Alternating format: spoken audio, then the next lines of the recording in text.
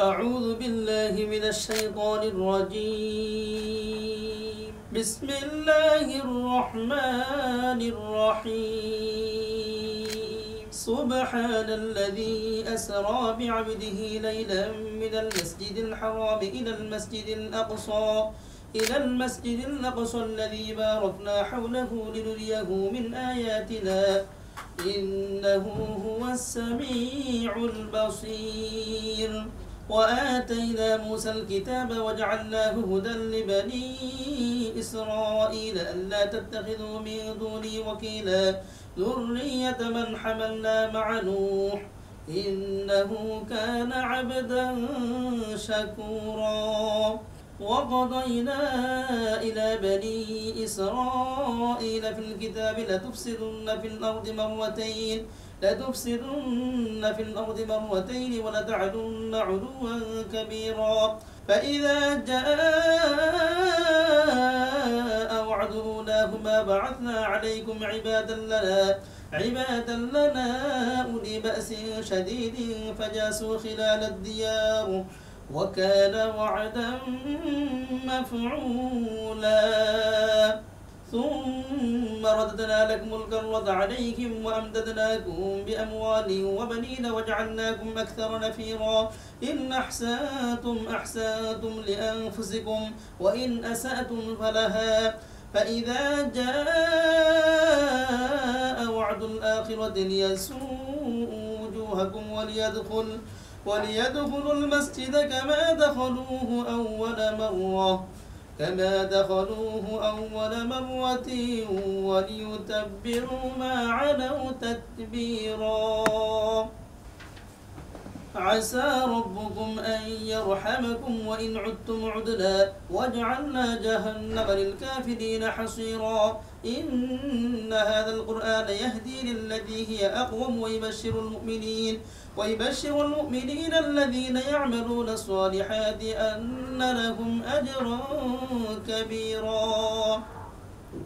وأن الذين لا يؤمنون بالآخرة أعتدنا لهم عذابا أليما. ويدعو الإنسان بالشر دعاءه بالخير وكان الإنسان عجولا. وجعلنا الليل والنهار آيتين فمحونا آية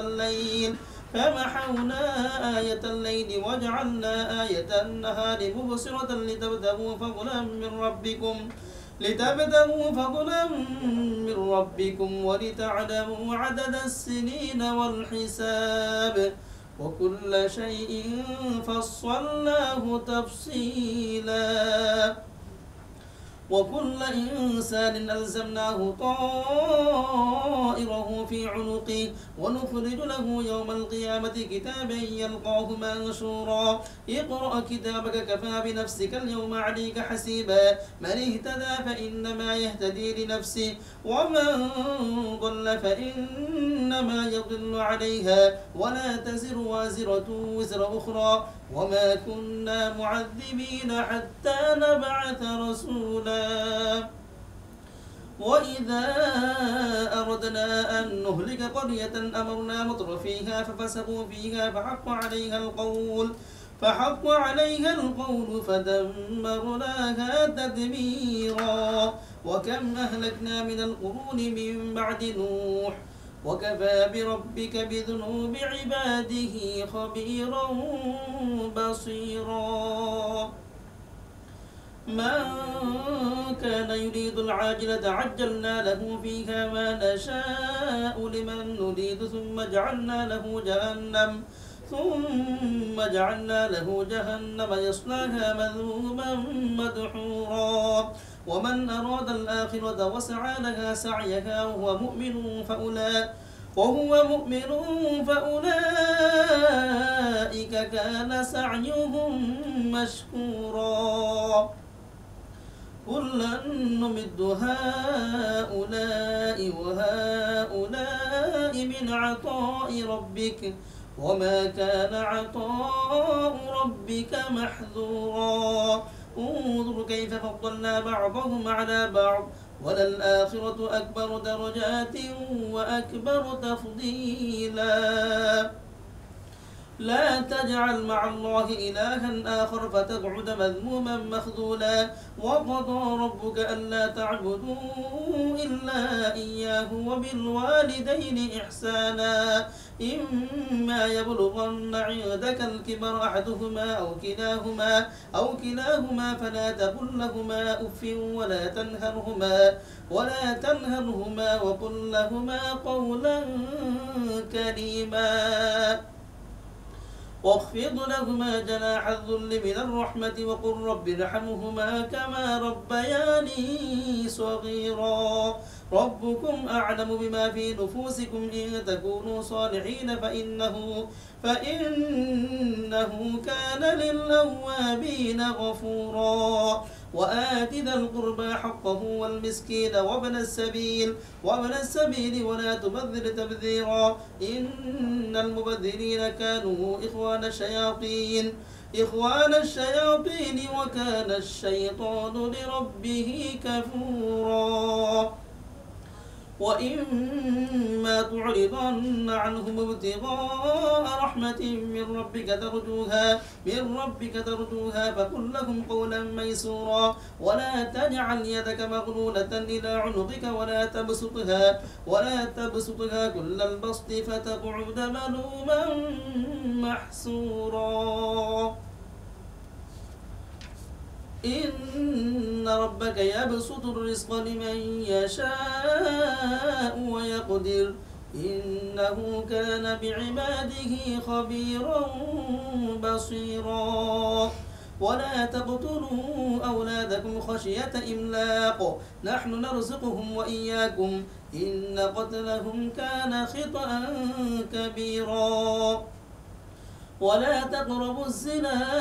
إنه كان فاحشة وساء سبيلا ولا تقتلوا النفس التي حرم الله إلا بالحق ومن قتل مظلوما فقد جعلنا لوليه سلطانا فلا يسرف في القتل إنه كان منصورا ولا تقربوا مال اليتيم إلا بالتي هي أحسن حتى يبلغ أشده وأوفوا بالعهد إن العهد كان مسؤولا وأوفوا الكيل إذا قلتم وزنوا بالقسطاس المستقيم ذلك خير وأحسن تأويلا ولا تقف ما ليس لك به علم إن السمع والبصر والفؤاد كل أولئك كان عنه مسؤولا ولا تمش في الأرض مرحا إنك لا تخرق الأرض ولا تبلغ الجبال طولا كل ذلك كان سيئه عند ربك مكروها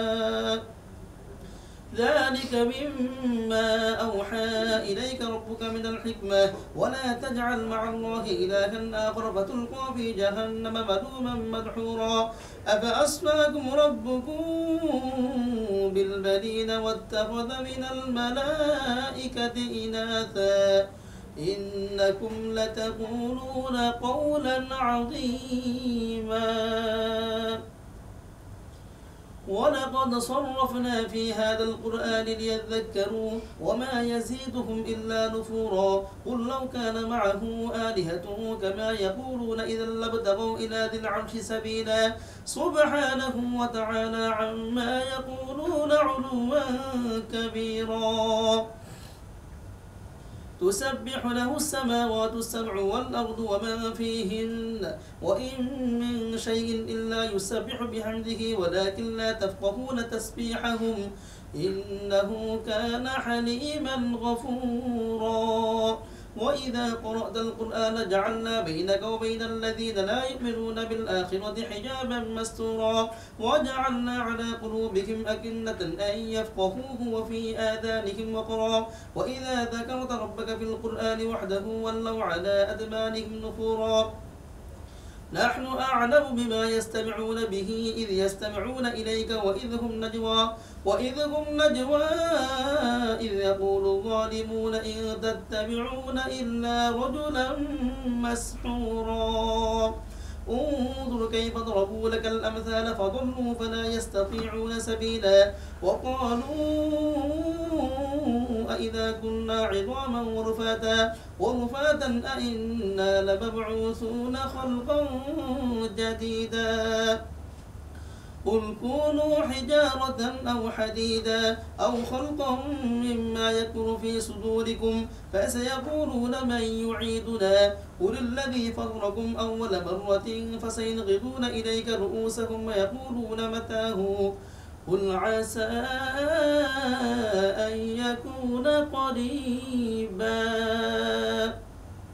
يوم يدعوكم فتستجيبون بحمده وتظنون إن لبثتم إلا قليلا وقل لعبادي يقولوا التي هي أحسن إن الشيطان ينزغ بينهم إن الشيطان كان للإنسان عدوا مبينا ربكم أعلم بكم إن يشاء يرحمكم أو إن يشاء يعذبكم وما أرسلناك عليهم وكيلا وربك أعلم بمن في السماوات والأرض ولقد فضلنا بعض النبيين على بعض وآتينا داود زبورا قل ادعوا الذين زعمتم من دونه فلا يملكون كشف الضر عنكم ولا تحويلا أولئك الذين يدعون يبتغون إلى ربهم الوسيلة أيهم أقرب ويرجون رحمته ويخافون عذابه إن عذاب ربك كان محذورا وإن من قرية إلا نحن مهلكوها قبل يوم القيامة أو معذبوها عذابا شديدا كان ذلك في الكتاب مستورا وما منعنا أن نرسل بالآيات إلا أن كذب بها الأولون وآتينا ثمود الناقة مبصرة فظلموا بها وما نرسل بالآيات إلا تخويفا وإذ قلنا لك إن ربك أحاط بالناس وما جعلنا الرؤيا التي أريناك إلا فتنة للناس والشجرة الملعونة في القرآن ونخوفهم فما يزيدهم إلا طغيانا كبيرا وإذ قلنا للملائكة اسجدوا لآدم فسجدوا إلا إبليس قال أأسجد لمن خلقت طينا قال أرأيتك هذا الذي كرمت علي لئن أخرتني إلى يوم القيامة لأحتنكن ذريته إلا قليلا قال اذهب فما تبعك منهم فإن جهنم جزاؤكم جزاء موفورا واستفزز من استطعت منهم بصوتك وأجلب عليهم بخيلك ورجلك وشاركهم في الأموال والأولاد وعدهم وما يعدهم الشيطان إلا غرورا إن عبادي ليس لك عليهم سلطان وكفى بربك وكيلا ربكم الذي يزجي لكم الفلك في البحر لتبتغوا من فضله إنه كان بكم رحيما وإذا مسكم الضر في البحر ضل ما تدعون إلا إياه فلما نجاكم إلى البر أعرضتم وكان الإنسان كفورا أفأمنتم أن يخسف بكم جانب البر أو يرسل عليكم حاصبا ثم لا تجدوا لكم وكيلا أم أمنتم أن يعيدكم فيه تارة أخرى فيرسل عليكم قاصفا من الريح فيغرقكم بما كفرتم ثم لا تجدوا لكم علينا به تبيعا ولقد كرمنا بني آدم وحملناهم في البر والبحر ورزقناهم من الطيبات وفضلناهم على كثير ممن خلقنا تفضيلا يوم ندعو كل أناس بإمامهم فمن أوتي كتابه بيمينه فأولئك يقرؤون كتابهم ولا يظلمون فتيلا ومن كان في هذه أعمى فهو في الآخرة أعمى وأضل سبيلا وإن كادوا ليفتنونك عن الذي أوحينا إليك لتفتري علينا غيره وإذا لاتخذوك خليلا ولولا أن ثبتناك لقد كدت تركن إليهم شيئا قليلا إذا لأذقناك ضعف الحياة وضعف الممات ثم لا تجد لك علينا نصيرا وإن كادوا ليستفزونك من الأرض ليخرجوك منها وإذا لا يلبثون خلافك إلا قليلا سنة من قد أرسلنا قبلك من رسلنا ولا تجد لسنتنا تحويلا أقم الصلاة لدلوك الشمس إلى غسق الليل وقرآن الفجر إن قرآن الفجر كان مشهودا ومن الليل فتهجد به نافلة لك عسى أن يبعثك ربك مقاما محمودا وقل رب أدخلني مدخل صدق وأخرجني مخرج صدق واجعل لي من لدنك سلطانا نصيرا وقل جاء الحق وزهق الباطل إن الباطل كان زهوقا وننزل من القرآن ما هو شفاء ورحمة للمؤمنين ولا يزيد الظالمين إلا خسارا وإذا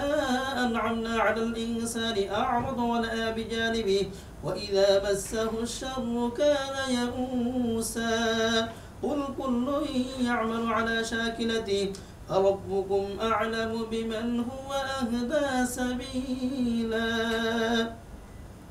ويسألونك عن الروح قل الروح من أمر ربي وما أوتيتم من العلم إلا قليلا ولئن شئنا لنذهبن بالذي أوحينا إليك ثم لا تجد لك به علينا وكيلا إلا رحمة من ربك إن فضله كان عليك كبيرا قل لئن اجتمعت الإنس والجن على أن يأتوا بمثل هذا القرآن لا يأتون بمثله ولو كان بعضهم لبعض ظهيرا ولقد صرفنا للناس في هذا القرآن من كل مثل فأبى أكثر الناس إلا كفورا وقالوا لن نؤمن لك حتى تفجر لنا من الأرض ينبوعا أو تكون لك جنة من نخيل وعنب فتفجر الأنهار خلالها تفجيرا أو تسقط السماء كما زعمت علينا كسفا أو تأتي بالله والملائكة قبيلا أو يكون لك بيت من زخرف أو ترقى بالسماء ولن نؤمن لرقيك حتى تنزل علينا كتابا نقرأه قل سبحان ربي هل كنت إلا بشرا رسولا وما منع الناس أن يؤمنوا إذ جاءهم الهدى إلا أن قالوا أبعث الله بشرا رسولا قل لو كان في الأرض ملائكة يمشون مطمئنين لنزلنا عليهم من السماء ملكا رسولا قل كفى بالله شهيدا بيني وبينكم إنه كان بعباده خبيرا بصيرا ومن يهد الله فهو المهتد ومن يضلل فلا تجد لكم أولياء من دونه ونحشركم يوم القيامة على وجوههم عميا وبكما وصما مأواهم جهنم كلما خبت زدناهم سعيرا ذلك جزاؤهم بأنهم كفروا بآياتنا وقالوا أئذا كنا عظاما ورفاتا أئنا لمبعوثون خلقا جديدا أولم يروا أن الله الذي خلق السماوات والأرض قادر على أن يخلق مثلهم وجعل لهم أجلا لا ريب فيه فأبى الظالمون إلا كفورا قل لو أنتم تملكون خزائن رحمة ربي إذا لأمسكتم خشية الإنفاق وكان الإنسان قتورا ولقد ولقد آتينا موسى 9 آيات بينات فاسأل بني إسرائيل إذ جاءهم فقال له فرعون إني لأظنك يا موسى مسحورا قال لقد علمت ما أنزل هؤلاء إلا رب السماوات والأرض بصائر وإني لأظنك يا فرعون مثبورا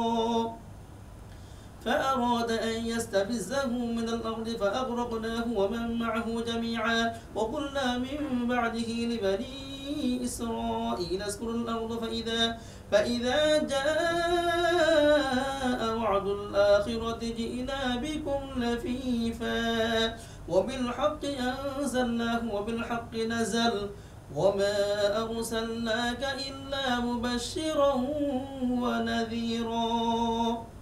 وقرآنا فرقناه لتقرأه على الناس على مكث ونزلناه تنزيلا قل آمنوا به أو لا تؤمنوا إن الذين أوتوا العلم من قبله إذا يتلى عليهم يخرون للأذقان سجدا ويقولون سبحان ربنا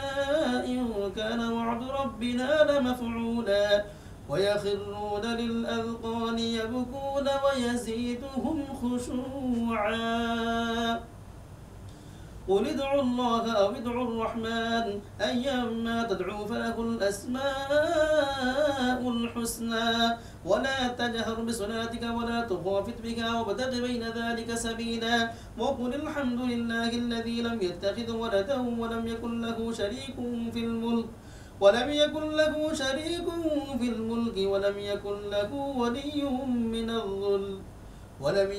له ولي من الذل وكبره تكبيرا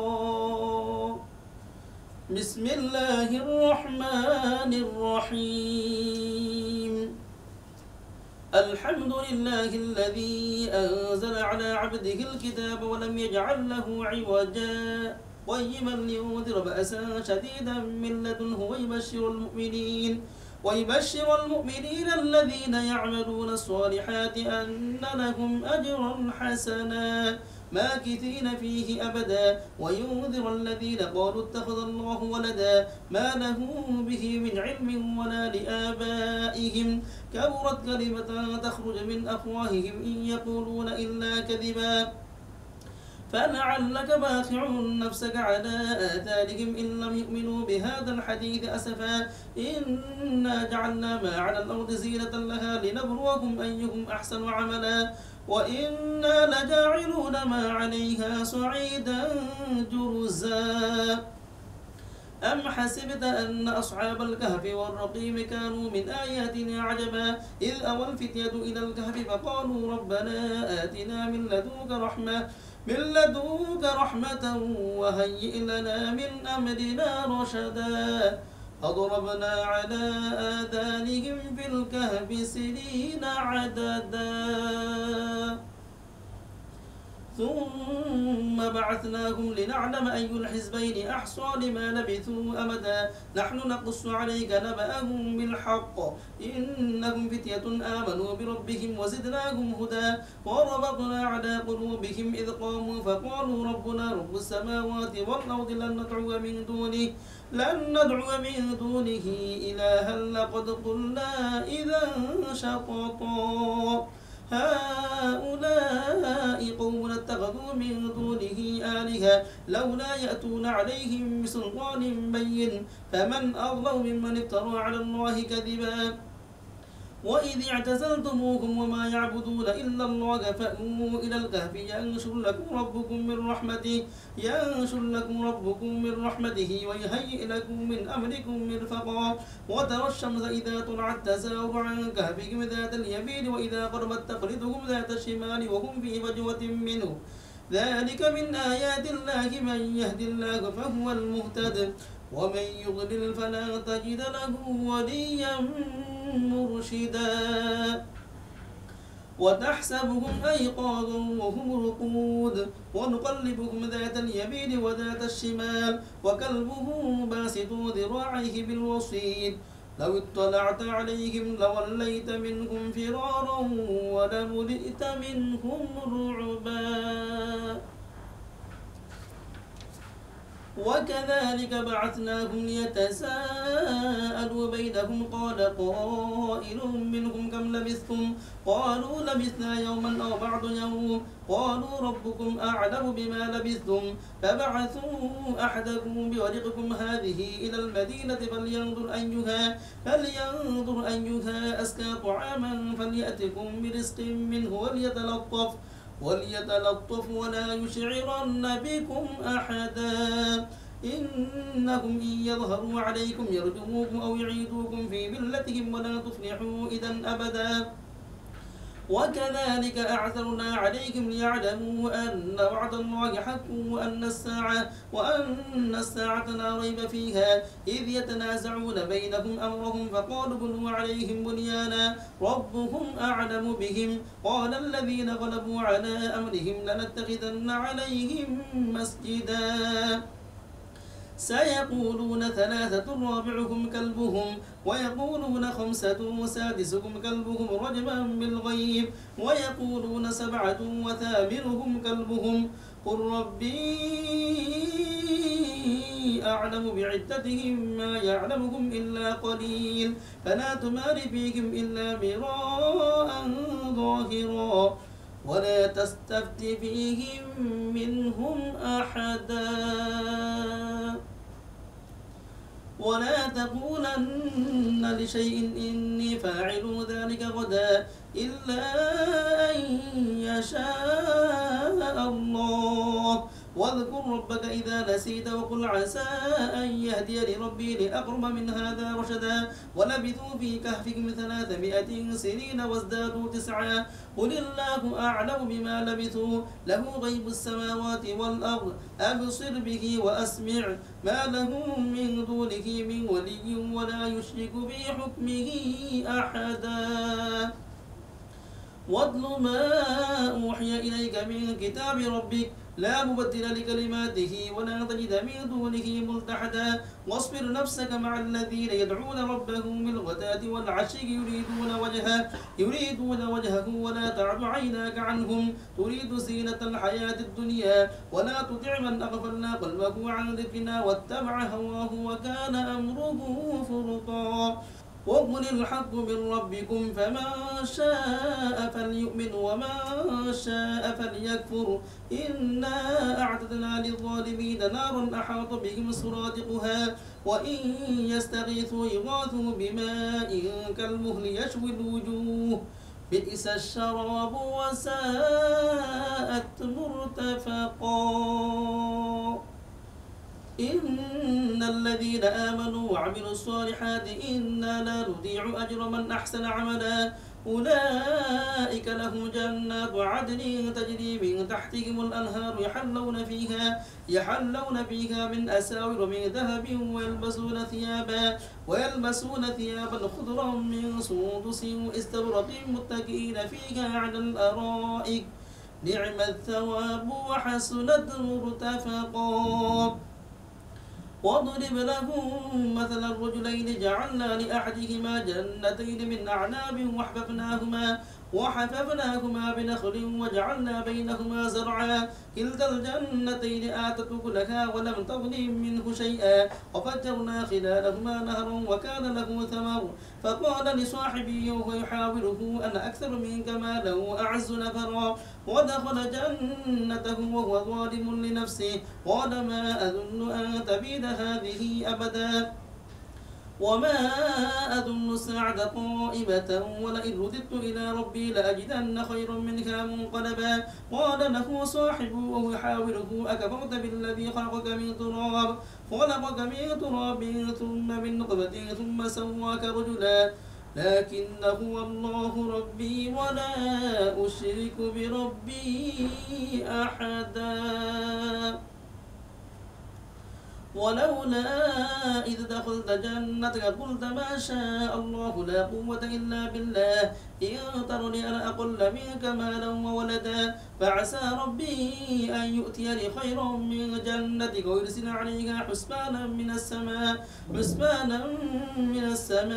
فتصبح صعيدا زلقا أو يصبح ماؤها غورا فلا تستطيع له طلبا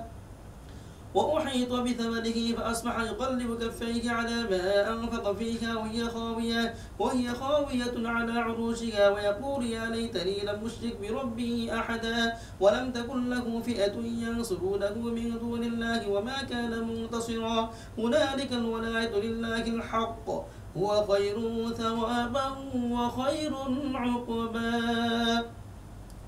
واضرب لهم مثل الحياة الدنيا كماء إن أنزلناه من السماء فاختلط به نبات الأرض فأصبح هشيما تذروه الرياح وكان الله على كل شيء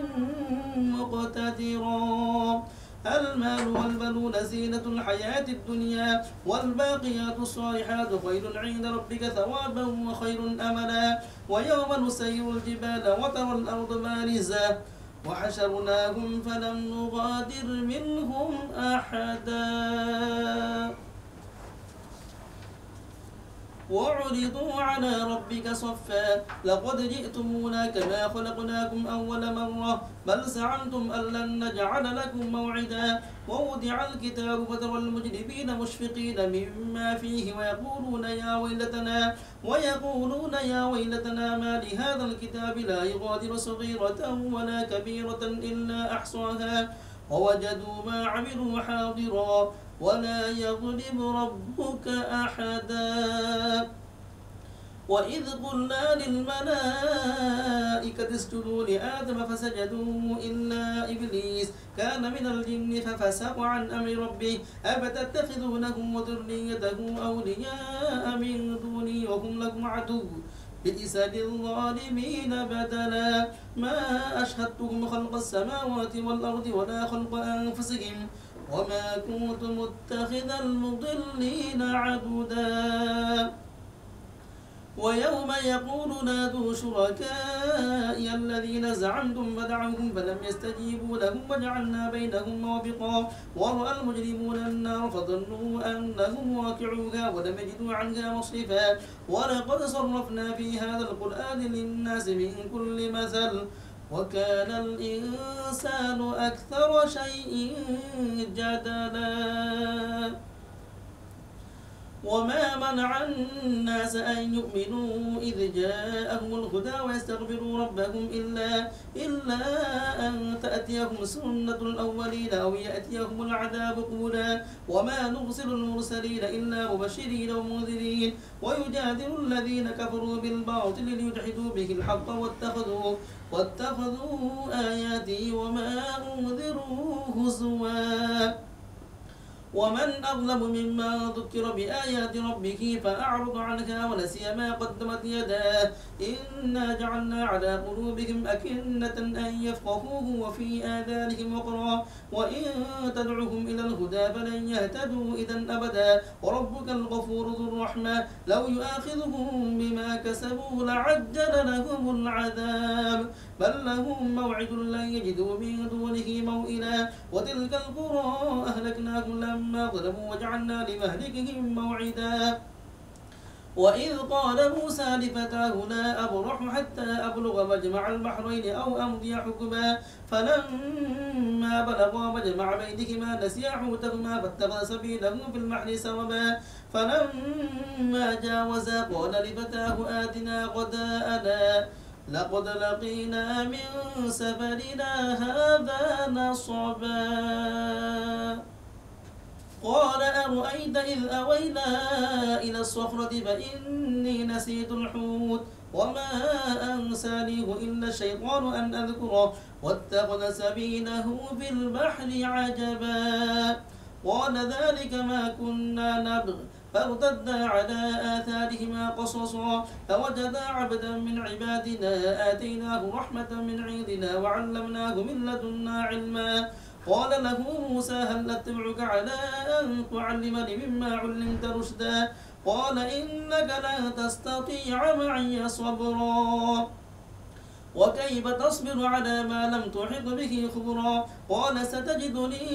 إن شاء الله صابرا ولا أعصي لك أمرا قال فإن اتبعتني فلا تسألني عن شيء حتى أحدث لك منه ذكرا فانطلقا حتى إذا ركبا في السفينة خرقها قال أخرقتها لتغرق أهلها لقد جئت شيئا إمرا قال ألم أقل إنك لن تستطيع معي صبرا قال لا تؤاخذني بما نسيت ولا ترهقني من أمري عسرا فانطلقا حتى إذا لقيا غلاما فقتله قال أقتلت نفسا زكية بغير نفس لقد جئت شيئا نكرا صدق الله العظيم.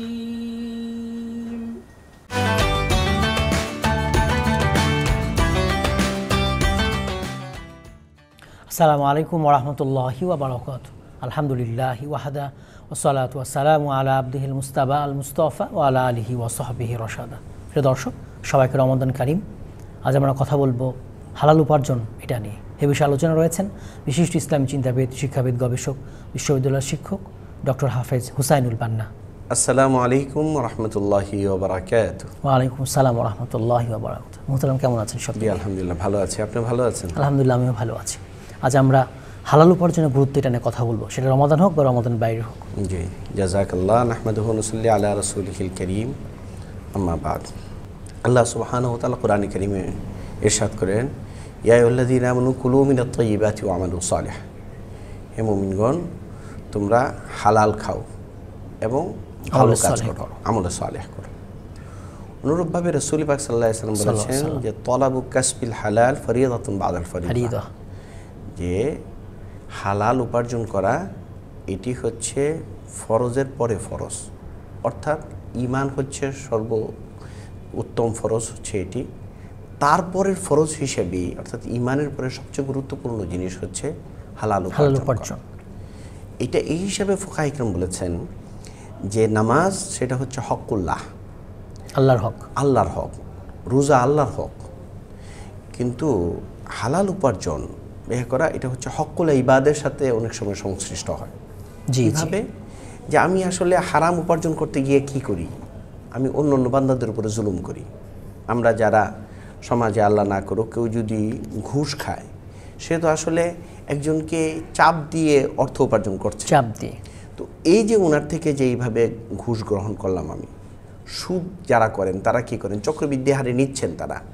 100 টাকায় 10 টাকা এক মাস গেলেই বেড়ে যাচ্ছে। এই যে কাজগুলো ওনারা করছেন, এগুলো আসলে যাদের সাথে করছেন তাদের উপর আসলে অত্যাচার করছেন, আল্লাহ জুলুম করতেছেন তারা। তো এই হালাল উপার্জনটা এটা সাধারণত হকুল ইবাদের সাথে সংশ্লিষ্ট। হারাম যারা উপার্জন করে তারা এই হকুল ইবাদগুলোকে নষ্ট করছে, বান্দার হককে নষ্ট করছে।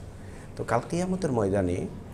হাদিস দ্বারাও প্রমাণিত এবং ফুকাহা ইকরাম এই ব্যাপারে খুব গুরুত্ব দেন যে আল্লাহ সুবহানাহু ওয়া তাআলা হকুল্লাহ যেগুলো আছে, নামাজ, রোজা, এগুলো যদি আল্লাহ না করো কারো কমতি থাকে, আল্লাহ সুবহানাহু ওয়া তাআলা মাফ করে দিবে। কিন্তু হকুল ইবাদ, বান্দার হক যদি কেউ নষ্ট করে থাকেন, তাহলে বান্দা যতক্ষণ মাফ না করবেন আল্লাহ ক্ষমা করবেন না। আমাদের অনেক সময় এরকম হয় যে আমরা অন্যের জায়গা দখল করে ফেলি। জায়গা দখল করে আমরা বলি যে ওইখানে তো আমি কষ্ট করে ক্ষেত কামারি করে আমি কি করছি, নিচ্ছি। এটাও কিন্তু হালাল হচ্ছে না। আমি যে অন্যের জমি দখল করে নিয়ে এই জমি থেকে আমি যে ইয়াটা করতেছি, ফসলটা আমার উৎপাদন করছি, এটা কিন্তু হারাম অবশ্যই। তো সমাজের প্রত্যেকটা ক্ষেত্রে রন্ধ্রে রন্ধ্রে আমাদের আজকে আমরা দেখতে পাচ্ছি যে হারাম ছড়িয়ে গেছে, অথচ এগুলো যে হারাম এটাই আমরা মনে করি না। এবং এই ক্ষেত্রে দেখা যায় যে আপনার বিদেশি পরিভাষাগুলো আমাদেরকে খুব উদ্বুদ্ধ করে। আমরা বলি যে ঘুষ কেন হারাম হবে, এটা তো স্পিড মানি। ইংরেজিটা বলে আমরা যেন বেঁচে থাকার একটা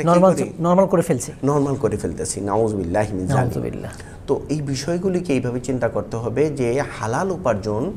একজন মুমিনের প্রতি মুহূর্তে হচ্ছে জরুরি। কেউ যদি হালাল উপার্জন না করে, রাসূল পাক সাল্লাল্লাহু আলাইহি ওয়াসাল্লাম বলেছেন এই কথা যে তার দোয়া কিভাবে কবুল হবে, অথচ তার পানীয় হালাল নয়, তার খাওয়া হালাল নয়, তার পোশাক হালাল নয়, তার গোশতগুলো, রক্ত গোশত পর্যন্ত হালাল নয়। মানে কি, যে কেউ যদি হারাম উপার্জন বক্ষণ করে, হারাম উপার্জন দিয়ে সে পোশাক পরিধান করে, হারাম উপার্জন দিয়ে সে পানীয় কিনলো, এগুলো অনেক সময় আমাদের দোয়া না কবুল হওয়ার জন্য কি হয়ে যায়, শর্ত হয়ে যায়, এগুলো দোয়া কবুল হয় না। এই কারণে রাসূল পাক সাল্লাল্লাহু আলাইহি ওয়াসাল্লাম হাদিস, এটি হাদিস তিরমিজির হাদিস, রাসূল পাক সাল্লাল্লাহু আলাইহি ওয়াসাল্লাম বলতেছেন, লা সাদাকাতা মিন গুলুলিন ওয়ালা সালাতা বিগাইরি তুহুরিন। দুটো কথা বলেছেন। জি জি। একটা হচ্ছে যে যদি হারাম মাল থেকে আমি সদকা করি, কবুল হবে তাহলে না, এই সদকা কবুল হবে না, আল্লাহ সুবহানাহু ওয়া তাআলা কবুল করবেন না। আমাদের সমাজের টেন্ডেন্সি আছে এরকম যে যদি 1 লক্ষ টাকা কেউ ঘুষ খেয়ে কামাই করলো, অথবা 10 লাখ টাকা, 1 লাখ টাকা মাদ্রাসায় দিয়ে দেয় অথবা মসজিদে দিয়ে ওনার এখানে দুইটা টেন্ডেন্সি কাজ করে। একটা হচ্ছে যে উনি খুব দানবীর, এটা একটা প্রমাণ করেন, মসজিদে এটা এলান হয় যে অমুক ভাই 1 লক্ষ টাকা দিয়েছেন, অথবা অমুক মাদ্রাসার অমুক রুমটা, অমুক বিল্ডিংটা উনি করে দিয়েছেন। এই একটা সমাজের মধ্যে ফলাও ওনার উদ্দেশ্য থাকে। 2 নম্বর যে দুষ্ট উদ্দেশ্যটা ওনার থাকে, উনি মনে করেন যে আমি 10 লাখ টাকা 20 লাখ টাকা দান করে আমি 1 কোটি টাকাকে হালাল করে নিলাম। এই যে মাসলা বানিয়ে উনি এই কাজটা করলেন, এইটা আরও আল্লাহ না করুক মানে আগের মুতাসাদ্দিদ উলামা ইকরাম বলেছেন ওনার ঈমানই চলে যাবে। কারণ এটা হচ্ছে ইস্তেহজা, আল্লাহ সুবহানাহু ওয়া তাআলার সাথে ঠাট্টা বিদ্রূপ করে যেন আমি তামাশা করে আমি কাজটা করতেছি। তো সুতরাং এই যে এই ধরনের কাজগুলো যেগুলো আমাদের টেন্ডেন্সি আছে সেগুলো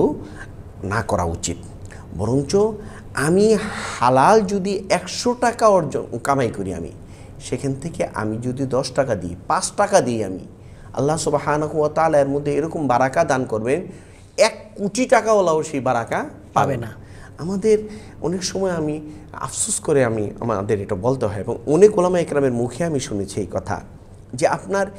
সেই হারাম টাকার কি মূল্য হইতে পারে যেটা আপনি এত কষ্ট করে কামাই করলেন, 10 কোটি 20 কোটি টাকা কামাই করলেন আপনি, কিন্তু এক সময় দেখা গেল এই টাকাটা আপনি হয় সিঙ্গাপুরের ডাক্তারদেরকে অথবা আমেরিকা ইংল্যান্ডের ডাক্তারদেরকে দিয়ে আসছেন। এতটুকু না হইলে অন্তত ভারতের ডাক্তারদের কাছে দিয়ে আসেন আপনারা। এই যে আমাদের সমাজে আমরা তো বুঝি না যে আসলে বরকত শূন্যটা কোথায়। আল্লাহ সুবহানাহু ওয়া তাআলা কোরআনে কারীমের মধ্যে বলেছেন যে আল্লাহ আন্নাহুম আমানু ওয়াত্তাকাউ লাফাতাহনা আলাইহিম বারাকাতিম মিনাস সামাই ওয়াল আরদ। তারা যদি ঈমান আনে এবং তাকওয়া অর্জন করে, অর্থাৎ আল্লাহ সুবহানাহু ওয়া তাআলাকে যেভাবে ভয় পাওয়ার দরকার, যে রাসূল পাক সাল্লাল্লাহু আলাইহি ওয়াসাল্লাম বলেন তাকওয়াটা কি, বলে তাকওয়া হাহুনা হাহুনা হাহুনা। তাকওয়াটা হচ্ছে আসলে হৃদয়ের ব্যাপার। রাসূল পাক সাল্লাল্লাহু আলাইহি ওয়াসাল্লাম আর হাদিসের মধ্যে বলেন যে ইন্নাল্লাহা লা ইয়ানজুরু ইলা সুওয়ারিকুম ওয়া আজসাদিকুম, আল্লাহ সুবহানাহু ওয়া তাআলা তোমার চেহারার দিকে তাকান না, তোমার কতটুকু বডি বিল্ডার তুমি হয়েছে এদিকে তাকান না, ওয়ালাকিন ইয়ানজুরু ইলা কুলুবিকুম, আল্লাহ সুবহানাহু ওয়া তাআলা তোমার হৃদয়ের দিকে তাকান। ওয়া আমালিকুম, আমার হৃদয়ের মধ্যে যদি থাকে আমি যে এই অন্যায় কাজটা করতেছি, আমি যে এইভাবে অর্থ উপার্জন করতেছি, সেটা কি আমার জন্য বৈধতা কিনা। এখন আমরা আসি যে রমজান সংশ্লিষ্ট আমাদের হারামগুলো কি কি। এক নম্বরে হচ্ছে যে রমজান শুরু হওয়ার আগে আমাদের হারাম কামাইয়ের মানসিকতা থাকে কিভাবে, যে বিশেষ করে যারা খাদ্যদ্রব্যের ব্যবসায়ী থাকেন ওনারা চিন্তা করেন যে রমজান আসার আগে আমরা কি করব, স্টক করে ফেলবো, একটা কৃত্রিম আপনার বাজারের মধ্যে একটা শূন্যতা তৈরি করে আমরা যে মালটা নাই, তখন ধর করে দাম বেড়ে যায়। তো ধর করে দাম বেড়ে গেলে আমরা চিন্তা করি যে এর থেকে তো আমার বিশাল একটা আপনার প্রফিট আসলো। ইন্নামা ইয়াকুলুনা ফি বুতুনিহিম নার, কোরআনের আয়াত এটা। যারা এই ধরনের কাজ করে তারা আসলে যা খেলো এটা তারা আগুন খেয়েছে, জাহান্নামের আগুন খেয়েছে। তো সুতরাং এই বিষয়টাকে আমাদের ঈমান ওয়ালা যদি আমি এইভাবে চিন্তা করবো, রাসূল পাক সাল্লাল্লাহু আলাইহি ওয়াসাল্লাম বলেন আল মুদ্দাখিরু মালউনুন, যে ব্যক্তি এইভাবে ক্রাইসিস সৃষ্টি করে, মজুদ করে ক্রাইসিস সৃষ্টি করতে চায়, আল্লাহ সুবহানাহু ওয়া তাআলা সে কিন্তু লানতপ্রাপ্ত হয়। এটা হচ্ছে একটা। দ্বিতীয় বিষয়টা হচ্ছে আমরা ভোক্তারা, আমরা যখন বুঝতে পারি যে বাজারে তো পেঁয়াজের দাম এখন বেড়ে যাবে, এখন রমজানে আমার কতটুকু পেঁয়াজ দরকার, 30 কেজি 35 কেজি পেঁয়াজ আমি কিনে নিয়ে আসি। আমার ভাই আশেপাশের সমাজের লোকগুলো তারা কিভাবে কি করবে এই চিন্তা কিন্তু আমার নাই, চিন্তা নেই। আমরা কেবল ব্যবসায়ীদেরকে দোষ দিয়ে দিই যে অমুকে এইভাবে স্টক করার কারণে দাম বেড়ে গেছে। আমি যে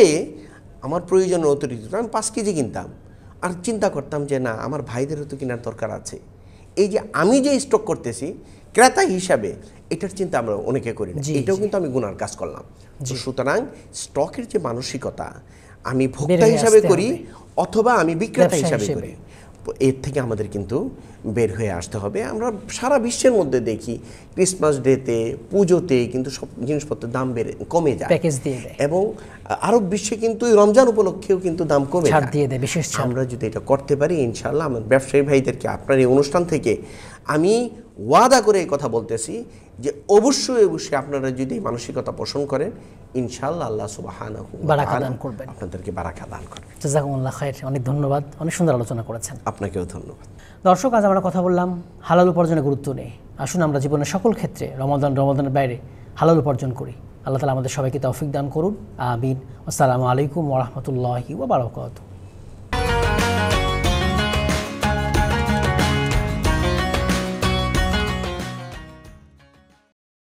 ঢাকা ও এর পার্শ্ববর্তী এলাকার সময় অনুযায়ী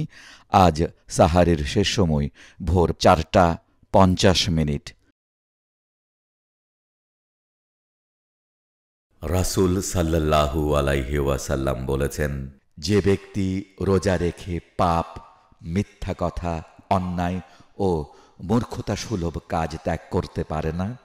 তার পানাহার ত্যাগ করাতে আল্লাহর কোনো প্রয়োজন নেই।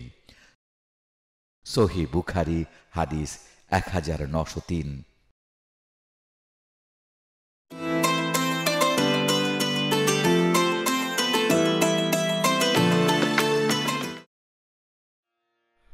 স্বপ্নে দেখা দাও দয়াল নবী আমার, চাই তোমার দিদার। আমি সম্বলহীন পাপের কাছে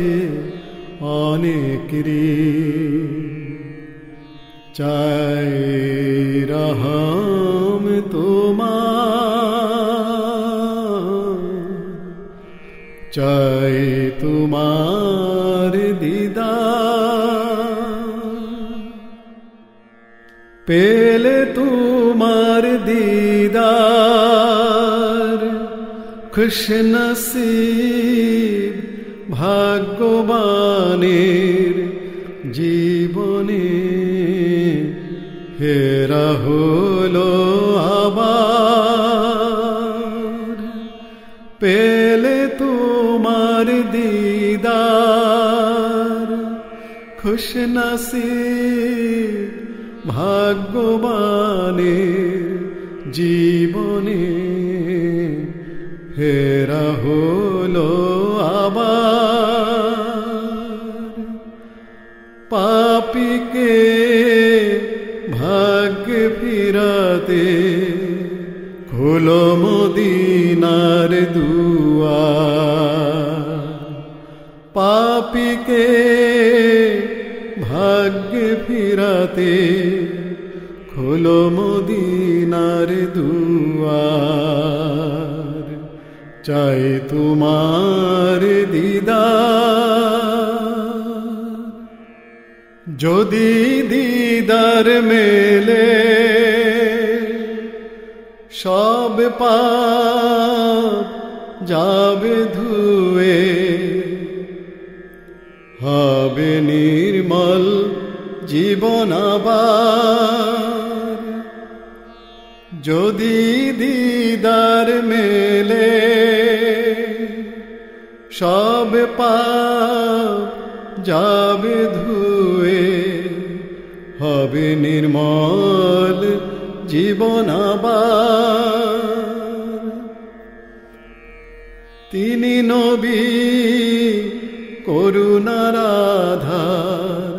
আপন দয়ায় দাও দিদার। তিনি নবী করুণার আধার, আপন দয়ায় দাও দিদার। চাই তোমার দিদার, স্বপ্নে দেখা দাও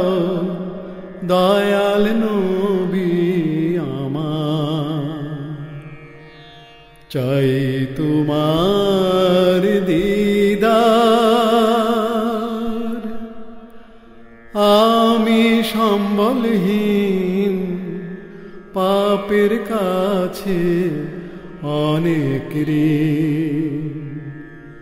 চাই রহম তোমার, চাই তোমার দিদার।